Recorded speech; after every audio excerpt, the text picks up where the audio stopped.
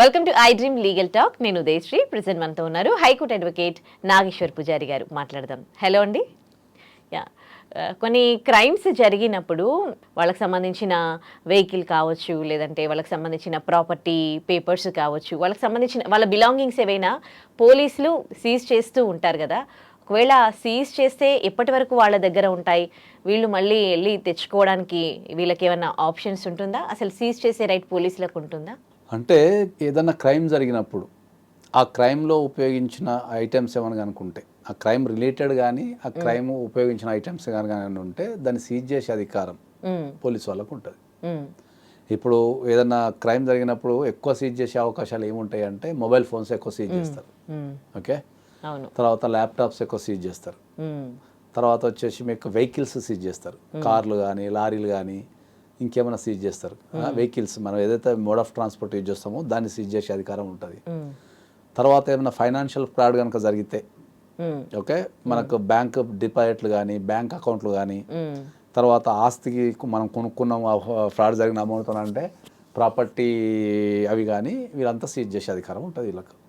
ఎవరికి? పోలీసు వాళ్ళకి. ఓకే, వాళ్ళు సీజ్ చేసిన తర్వాత ఏం చేస్తారంటే, వాళ్ళు అలాంగ్ విత్ కొన్ని సందర్భాలలో వాళ్ళ ఇన్వెస్టిగేషన్లో కనుక ఈ ప్రాపర్టీకి వీళ్ళకి సంబంధం లేదనుకుంటే తిరిగి ఇచ్చే అధికారం పోలీసు వాళ్ళకు ఉంటుంది. ఓకే, ఒకవేళ ఆ ప్రాపర్టీస్ ఇంతసేపు మనం చెప్పిన ప్రాపర్టీస్ ఏవైతే క్రైమ్కి సంబంధం ఉంది అనుకుంటారో అప్పుడు వాళ్ళని సీజ్ చేసి కోర్టులో ప్రవేశపెట్టే అధికారం అలాంగ్ విత్ పోలీసుకు ఉంటుంది. సో చాలా మందికి వచ్చే డౌట్ ఏంటంటే, ఇప్పుడు మనకు జనరల్గా ఏం జరుగుతుంటుంది అంటే, మనకు ఆఫీస్ ల్యాప్టాప్లు ఉంటాయి చాలా మందికి. ఓకే, సో అవి ఆఫీస్లో సబ్మిట్ చేయాల్సి ఉంటుంది. కొన్ని సందర్భాలలో మన ల్యాప్టాప్ మందే కదా అని చెప్పేసి మనం పర్సనల్ ఇన్ఫర్మేషన్ దాంట్లో అంతా మనం మెయింటైన్ చేస్తుంటాం. ఓకే, కొన్ని లాగిన్స్ కానీ పర్సనల్ ఇన్ఫర్మేషన్ కానీ దాంట్లో మెయింటైన్ చేస్తుంటాం.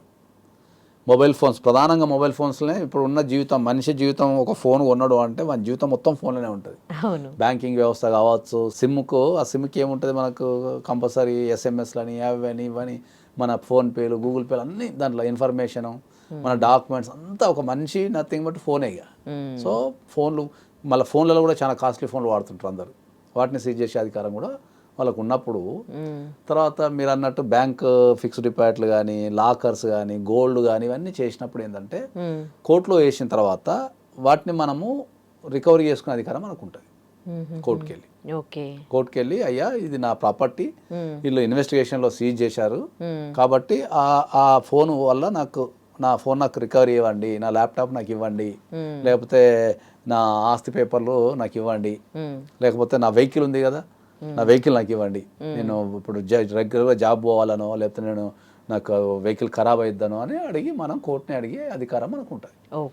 ఓకే, చాలా సందర్భాలలో మనకు ఈ ప్రాపర్టీ రికవరీ అనేది ఏది మనకు మీరు ఇంతకుముందు చెప్పిన ఐటమ్స్ అన్ని రికవరీ ఇచ్చే అధికారం కోర్టుకుంటుంది. కొన్ని సందర్భాల్లో కండిషన్ పెడతారు మళ్ళీ ఏంటంటే, మళ్ళీ మాకు ఎప్పుడైతే ఇన్వెస్టిగేషన్ అవసరం ఉంటుందో అప్పుడు మీరు కంపల్సరీ మళ్ళీ కోఆపరేట్ చేసి కోర్టులో ప్రొడ్యూస్ చేయాలి అనే అధికారం మళ్ళీ కోర్టుకు ఉంటుంది. కొన్ని సందర్భాలలో వితౌట్ ఎనీ కండిషనల్ ఆర్డర్ కూడా కోర్టు ఇచ్చేస్తుంది. ఏది వెహికల్స్ ఇస్తుంది, ఫోన్స్ ఇస్తుంది, మనకు పేపర్లు ఇస్తుంది, ఏమన్నా ఫిక్స్డ్ డిపాజిట్స్ ఏమైనా బ్యాంక్ అకౌంట్స్ ఫ్రీజ్ అయినా కూడా మళ్ళీ కోర్టుకి వెళ్ళి నా బ్యాంక్ అకౌంట్ ఓపెన్ చేయండి, అది నా బిజినెస్ అకౌంట్ అనో నా పర్సనల్ అకౌంట్ అనో నా సాలరీ అందులో పడుతుందని చెప్పేసి కోర్టుని మనం అదే అధికారం ఉంటుంది. ఓకే, సో నేను ఏం చెప్తున్నా అంటే ఏంటంటే, చాలామందికి తెలియక కోర్టులో అరే పోలీసు వాళ్ళు సీజ్ చేశారు, కోర్టులోనే ఉంటుందేమో ఇవ్వరేమో అని చెప్పేసి అవి రిటర్న్ తెచ్చుకోరు. చాలామంది రిటర్న్ తెచ్చుకోకుండా అక్కడ ఉండిపోతుంది. అవి ఉండటం వల్ల కాస్ట్లీ మొబైల్స్ కానీ ల్యాప్టాప్స్ కానీ లేకపోతే ఇతరైన అంశాలు ఏదైతే ప్రాపర్టీ, ఇప్పుడు కారు ఉందనుకో, జనరల్గా మనం రోజు మనం చూసుకొని కారు వాడితేనే దాని డిప్రిషియేషన్ వచ్చి అది ఖరాబ్ అవుతుంటుంది. అట్లాంటిది ఎవ్వరు కారు వాడకుండా ఓ పోలీస్ స్టేషన్లోనో కోర్టులో పాడేస్తే అది తుప్పు పట్టిపోతుంది, 2-3 నెలలకు తుప్పు పట్టిపోతుంది, దాని డిప్రెషన్ మొత్తం తగ్గిపోతుంది. కాబట్టి మీకు పోలీసు వాళ్ళు కనుక మీది ప్రాపర్టీ కనుక సీజ్ చేస్తే మీరు కోర్టుకు వెళ్ళి ఆ సీజింగ్ తీసేయండి, నా ప్రాపర్టీ నాకు ఇవ్వండి అనే అధికారం మీకు ఉంటుంది. మీరు వెళ్ళి అప్లికేషన్ వేసుకుంటే దాన్ని జడ్జి గారు పరిశీలించి కండిషనల్గా కానీ అన్కండిషనల్గా కానీ ఇచ్చే అధికారం ఉంటుంది. కాబట్టి దానికి సంబంధించి మీరు ఏదన్నా కేసులో ఇన్వాల్వ్మెంట్ కనుకుంటే దానికి సంబంధించి మీ దగ్గరలో ఉన్న అడ్వకేట్ దగ్గరికి వెళ్ళి మీరు పెట్టుకున్న అడ్వకేటో లేదా మీ దగ్గరలో ఉన్న అడ్వకేటో మీరు వెళ్ళి మీరు కనుక అప్రోచ్ అయితే then definitely the court will give you. Right, thank you అండి.